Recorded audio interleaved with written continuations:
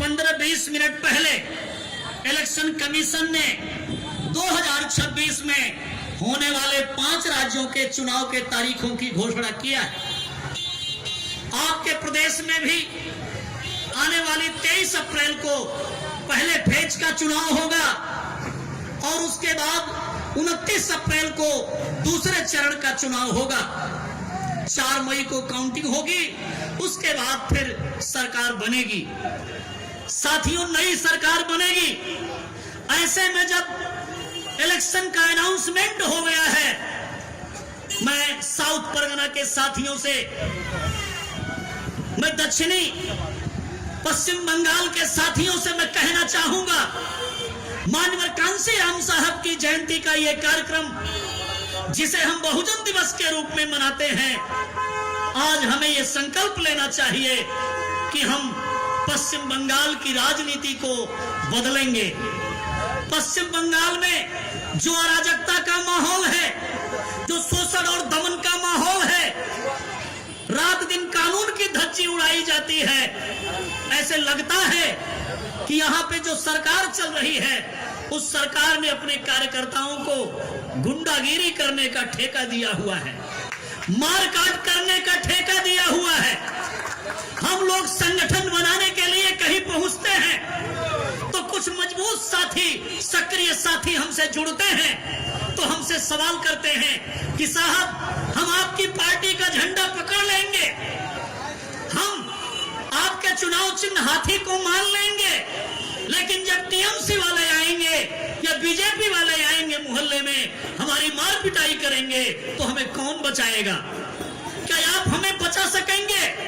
ये माहौल दिया है सुश्री ममता बनर्जी जी ने इस प्रदेश को कि बहुजन समाज पार्टी जैसी पार्टी जिसका बेस वोट SC/ST बनता है, उसके बाद उसमें हम लोग पिछड़े समाज को जोड़ते हैं और फिर उसके बाद हम मुस्लिम समाज को या अल्पसंख्यक समाज को जोड़ करके हम लोग बहुजन समाज बनाने का प्रयास करते हैं। मेरे कहने का तात्पर्य है कि पश्चिम बंगाल में तो बहुजन समाज की आबादी 90% से ज्यादा, 94% से ज्यादा है। इतनी बड़ी आबादी वाले लोग, आप लोगों की अगर कोई पॉलिटिकल पार्टी है, अगर कोई राजनीतिक पार्टी है, तो एकमात्र बहुजन समाज की पार्टी बहुजन समाज पार्टी है।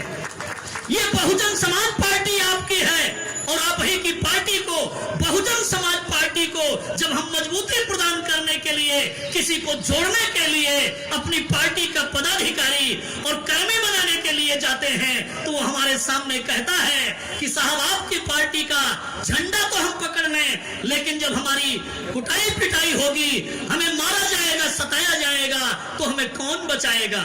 ऐसा माहौल ममता बनर्जी जी ने, आपके माननीय मुख्यमंत्री जी ने इन 15 वर्षों में बंगाल प्रदेश को दिया है।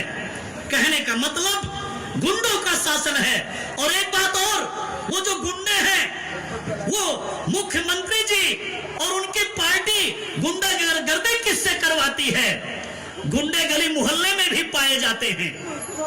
ये गुंडे माफिया गली मोहल्ले हमारे कस्बे में भी पाए जाते हैं, गांव देहात में भी पाए जाते हैं। लेकिन एक गुंडे और पाए जाते हैं जिनको पुलिसिया गुंडा, पुलिस वाला गुंडा कहते हैं।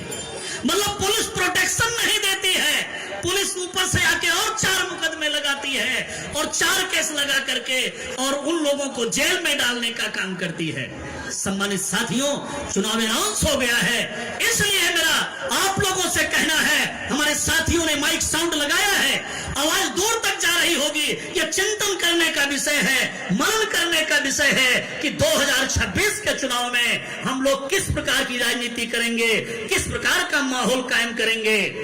साथ ही साथ मैं यह कहना चाहता हूं कि एक तरफ पश्चिम बंगाल में माननीय मुख्यमंत्री ममता बनर्जी जी ने यह माहौल दिया है, तो मैं तुलना करना चाहूंगा, उत्तर प्रदेश में 4 बार बहुजन समाज पार्टी की सरकार रही है।